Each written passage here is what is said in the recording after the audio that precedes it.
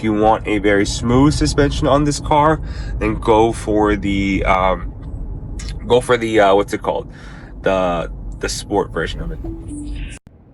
All right, guys, so I'm driving Tesla right now, full self-driving, and I still notice some crazy bugs with the car where the car will try and switch 4 lanes at once to get to the exit, and it's very dangerous, and it's actually very, very scary. Right now we're coming up on a giant kind of truck here, and it's trying to beat the truck, and it's dangerous. I'm obviously gonna lose against the truck, so I need the car to slow down. So I took over right now and began switching lanes myself. So you do need to pay attention to the car. There is still some bugs with the car, and honestly, it was going to try and overtake the car, and it was just going to be very dangerous. So I did not want the car to do that, and I could have gotten in an accident, to be quite frank with you. So we're just going to allow ourselves to take over for the vehicle and drive. So you do notice that there are still a lot of bugs with the car, with regards to how it drives, how it performs, as well as switching lanes. So keep in mind, it is kind of dangerous to switch lanes in your Tesla if you allow it to just go rogue from time to time, right? This isn't like a Waymo where I think they've made it much more safe for people. You still need to pay attention with how you're driving the car, with how it's performing, where it turns, and you need to be more cognizant of it because you could get in an accident, right? And usually whenever your Tesla does something crazy, it'll just start kind of going, duh, duh, duh, duh, duh, have like a lot of sounds, and it'll just air out, and then you gotta take over immediately.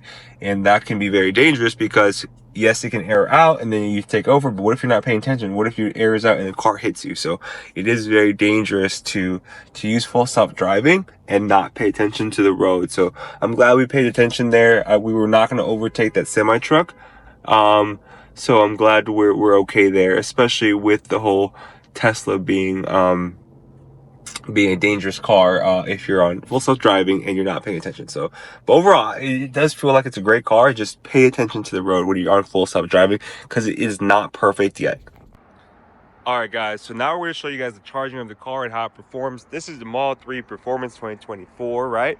And as you can see, we have these arrow wheels, so it's supposed to make the car more efficient. This is a version 3 charger, so it should get you that full kind of 250 miles of charge kilowatt hours, so get to almost 1,000, around 997 miles per hour. So what I'm going to do is I'm going to open this. As you can see, it has that cool, sleek Model 3 Performance little charge where it lifts it up. You're going to plug it in. You're going to see how it charges within this Model 3 2024 kind of performance Highland version of it. So let's see how fast we get. So we're supercharging now, and let's see how it performs. We're going to go charge it now. 158 kilowatt hours. Hopefully we can get to that full 200 kilowatt hours, and then 999 or around 997 miles of charge. But right now we're at 19% state of charge. It did precondition the battery to charge fast, so let's see how fast it can go.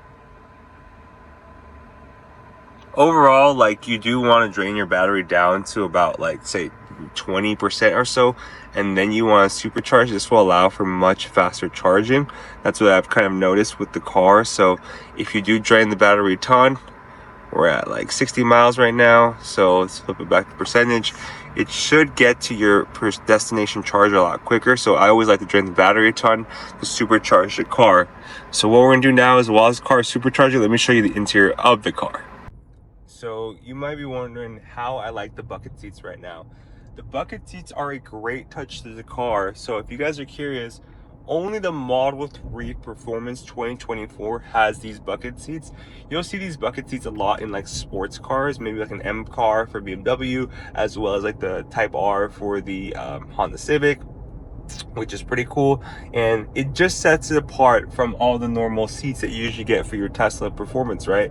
So if you've ever seen the 2018 Tesla Model 3 Performance, the only real difference was they had red brake calipers, right?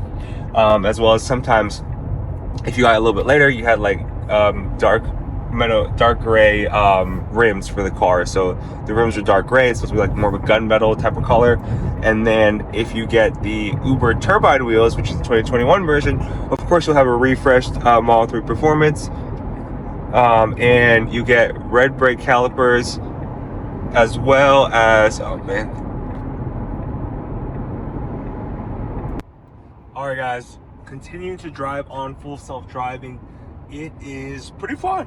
Like, I'm enjoying it. Like, it's going pretty quick. The drive itself, it's allowing me to just chill on the road, you know, never having to worry about, oh, how fast are we going.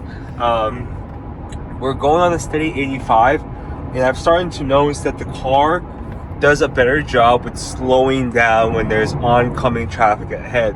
You used to have a big issue where you're just driving straight forward, and as you're driving straight forward, the car just brakes out of nowhere, or the car just doesn't see the car up front, and it'll just stop, and you stop abruptly, and then your whole body goes forward, and it's just like very unpleasant drive because of how inaccurate the whole driving is within the car.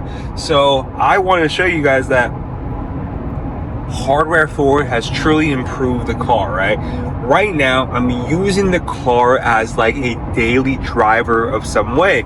I'm not racing it at all, I'm not drifting the car at all. I'm just trying to experience the Model 3 the Model 3 performance from a kind of perspective of, this is your daily driver. You're driving to and from work. Maybe your commute is 30 minutes, 40 minutes, an hour, and you gotta go to your location. Overall, car is performing great. My only qualm is that if you have this car as a daily driver, you need to have a charger for this car at your home or wherever you may be. The reason being is that this Model 3 performance is about a 300-mile range, right? I know for a fact after about 50,000 miles you will experience degradation, so you go down to 270 or so, and that is a big chunk of the battery lost because of the whole degradation of the battery and you driving a ton. So I recommend, if you do get this car, you need to get full self-driving as a daily driver kind of thing. It feels really great. Actually, it's a little maybe, but you definitely need to get a charger for the car. You need to be able to charge at home, like be able to have that NEMA the NEMA outlet, so you can charge your car, and that way when you wake up at night after 8 hours of sleep, you get around 240 or so miles of range. You're good to go for the next day, especially if you are using this as a daily driver to work and if you have a commute. Otherwise, you'll have to stop at a supercharger, and we all know that gets busy. We all know the pricing tends to vary and fluctuate depending on what time of the day it is. So just keep that in mind whenever you're gonna get this car, right? I have driven the long range rear wheel drive as well as the performance. Performance is by far more fun to drive if you like driving the car normally. It's a really great fun car. It looks really cool. I'll show you guys the exterior, and it's just a very fun car to drive. But when you're driving the car for a long road trip, you will have to stop more often. That's the only thing I don't like about this car, right? And this car can be a road trip car, but it also will be a car where you're going to have to make sure you charge it on a nightly basis if you have a significantly long commute. If you work across the street from your house, 5, 10, 20-minute drive, you probably want to charge it once a week, which is nice. And you can even go on the slow charge because you're not driving too far. But if you have a long commute, about an hour commute to work because of traffic, and then another hour back, then you do want to go with a longer range car. And it's not a bad thing because the Model 3 long range rear wheel drive is about $40,000 after tax. Compared to this is $56,000 bought brand new. And you save about $16,000, you get an immense amount of range. Your 0-60 is like almost 4 seconds or so, and you still get to drive a really fun, great technological car where you get full self-driving, same hardware. The only thing really different is that the car is a little faster.